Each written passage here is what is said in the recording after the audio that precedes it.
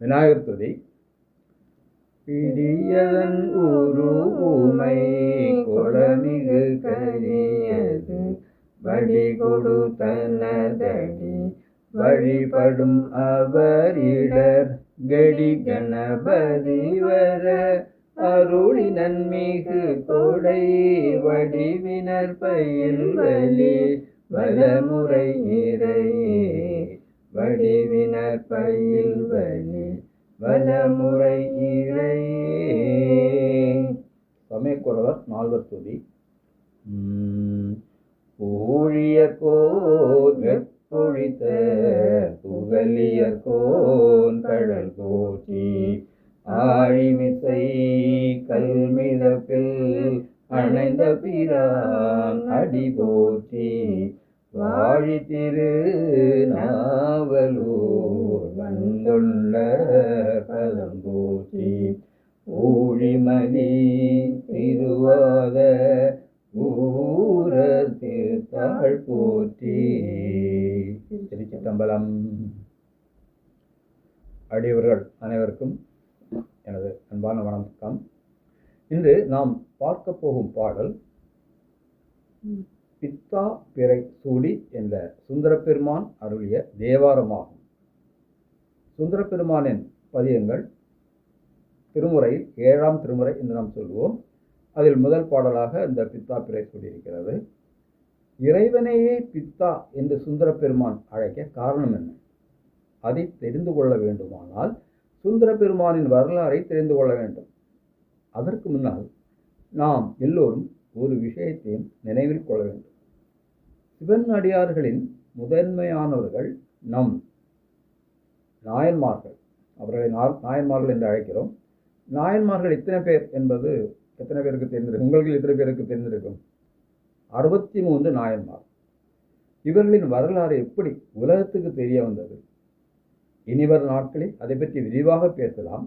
இப்போது அவர்கள் வரலாற்றை உலகிற்கே வெளி கொண்டு வந்தவர் நமது சுந்தர பெருமான் என்பதையும் அவர் அருளிய திருத்தொண்ட தொகை அந்த பதியம்தான் அதற்கு மூல காரணம் என்பதையும் தெரிந்து கொண்டு சுந்தர வரலாற்றை பார்ப்போம்.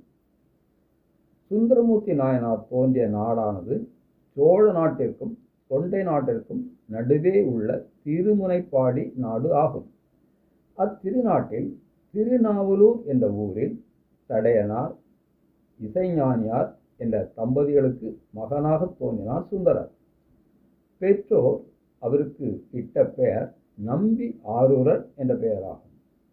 அவர் குழந்தை பருவத்திலே அந்நாட்டு அரசர் நரசிங்க முனையர் அவரை பார்த்து மிக்க அன்பு கொண்டு பெற்றோர் அனுமதியுடன் தன் அரண்மனைக்கே கூட்டிச் சென்று வளர்க்கலானார்.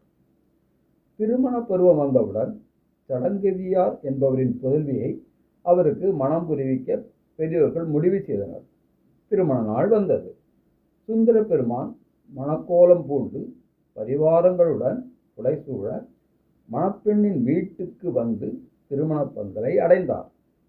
அந்த நேரத்தில் சிவபெருமான் சுந்தரரை தடுத்தாட்கொள்ள வேண்டி முதியவர் வடிவத்துடன் நெற்றியில் திருநீரும் நரைமுடியும் திருக்கரத்தில் குடையும் தண்டும் கொண்டு தளர்ந்த நடையுடன் அங்கு வந்து சேர்ந்தார். தடுத்தாட்கொள்ள ஏன் வந்தார் என்பதை விளக்க ஒரு சுவாரஸ்யமான பிளாஷ்பேக் கதையை சொல்ல வேண்டியிருக்கிறது. இந்த சுந்தரர் யார்? சுந்தரர் கைலாயத்தில் சிவபெருமானுக்கு தொண்டு செய்து கொண்டிருந்த ஆலால சுந்தரர் எனும் சிவகணத்தவர் ஆவார். நந்தவனத்தில் மலர்படுத்து கொண்டிருந்த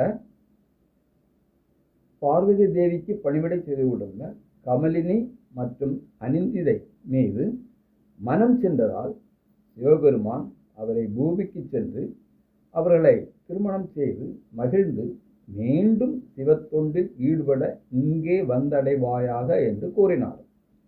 சுந்தரர் அதை கேட்டு மனம் கலங்கி கைகளை கூப்பி எம்பெருமானை மானிட பொறுப்பின் போது நான் ஏதாவது தவறு செய்தால் என்னை தடுத்து ஆட்கொண்டு அருள வேண்டும் என வேண்டினார்.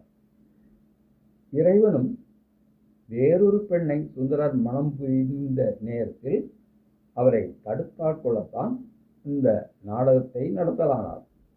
இனி தொடர்ந்து இந்த திருமண காட்சியை பார்க்கலாம். திருமணம் தடைப்பட்ட காட்சியை பார்க்கலாம். முதியவர் எடுத்திருந்த சிவபெருமான் அவையோரை நோக்கி, இந்த நாவலூரன் என் அடியான், இவன் எனக்கு தொண்டு செய்ய கடமைப்பட்டவன் என்றார். அப்போது சுந்தரர் அந்த அந்தணனை நோக்கி, ஓர் அந்தணருக்கு மற்றோர் அந்தணர் எப்படி அடிமையாக முடியும்? நீ பித்தனோ என கேட்டார். அப்போது அந்த முதியவர், நான் பித்தனோ பேயனோ, உன் பாட்டன் எனக்கு கொடுத்த அடிமை ஓலை இதோ இருக்கிறது என்று ஒரு ஓலையை காட்டினார். அதில் திருவெண்ணைநல்லூர் பித்தனுக்கு யானும் எனது சந்ததியாரும் வழி வழியாக தொண்டு செய்ய ஒப்புக்கொண்டு இவ்வோலையை எழுதி கொடுத்திருக்கிறேன் என்ற இந்த பாட்டனாரின் கையெழுத்து இருந்தது. ஆனால் சுந்தரரோ அந்த ஓலையை பிடுங்கினார், கீழ்த்தெறிந்தார். அப்போது முதியவர், இந்த ஓலை நகல் ஓலை தான், அதாவது வெறும் காப்பி தான், ஒரிஜினல் என் ஊரில் வைத்திருக்கின்றார். அப்பொழுதே ஒரிஜினல் காப்பி எல்லாம் இருந்திருக்கிறது என்பதை நாம் இப்பொழுது உணர முடியும். உடனே இவர்கள் கேட்டார்கள், உங்கள் ஊர் எது என அவையவர்கள் எல்லாம் கேட்டார்கள். முதியவரும், திருவெண்ணைநல்லூர் தான் என் ஊர், அங்கே வந்து வழக்கை தீர்த்து கொள்ளலாம் என எல்லோரையும் அழைத்து கொண்டு திருவெண்ணைநல்லூர் சென்றார்.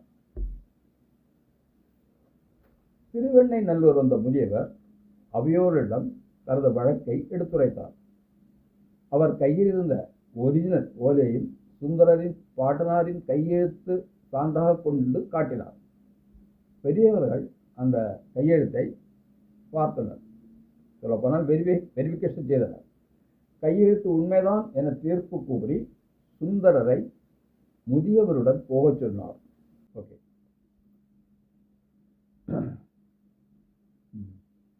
அப்படியாக சுந்தரரை முதியவருடன் போக சொன்னார். முதியவர் யார்? சிவபெருமானாக்கும் முதியவராக அங்கு வந்திருக்கிறார். அவரிடம் உள்ள வீடு எது? இவர்களெல்லாம் கேட்டார்கள். அப்படியே அவரை சும்மா விட வேண்டாம் என்று, உமது வீடு எது என்று கேட்டார். அப்போது அவர் பதில் சொன்னார், நீங்கள் யாரும் என்னை அறிய மாட்டீர்கள், நீங்கள் என் கூட வாருங்கள், நான் காணித்து தருகிறேன் என்று அவர்களையும் நம்பியாரூரையும் அழைத்து கொண்டு திரு அருட்துறை எனும் கோயில், அதாவது திருவெண்ணைநல்லூர் கோயிலினுள் புகுந்து மறைந்தார்.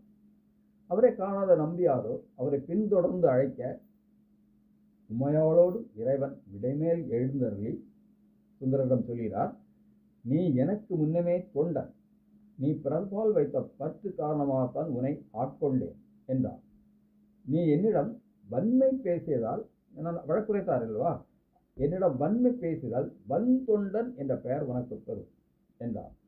நீ அன்புடன் திருப்பாடல் பாடுவாயாக, என்னை திருப்பாடலாய் பாடுவாயாக, செந்தமிழில் என்னை பாடுவாயாக என்றெல்லாம் சொன்னார். சுந்தரரோ, நான் உன்னை எதனை அறிந்து என்ன சொல்லி பாடுவேன் என கேட்க, முதலில் நீ என்னை பித்தன் என்று அழைத்தாய் அல்லவா, ஆகவே என் பெயர் பித்தனென்றே அமைத்து பாடுக என்று அன்புடன் அருள் செய்தார். அப்போது பாடிய பாடல்தான் பித்தா பிறை சூடி எனும் 7ஆம் திருமுறையில் முதலாவது பாடல். ஏன் அவர் பித்தா என்று அழைத்தார் என்பது இந்த வரலாறையும் கதையும் கேட்கும்போது உங்களுக்கு எல்லாம் புரிந்திருக்கும். ஒரு இறைவனை பார்த்து பித்தா என்று சொல்லுவது, அவருக்கு ஒரு வழக்கு உரை இருந்தது, 2 பேருக்கும் ஒரு இருந்ததுனால் அவர் அந்த இதை என்னை பித்தா என்றே நீ அழைத்தா இல்லவா, எப்பொழுதும் என்னை பித்தன் என்றே அழைத்துக்கோ என்று அவரிடம் ஒரு உரிமையுடன் சொல்லி பாடப்பட்ட ஒரு பாடல் தான் பித்தா பிறை சூடி என்ற பாடல்.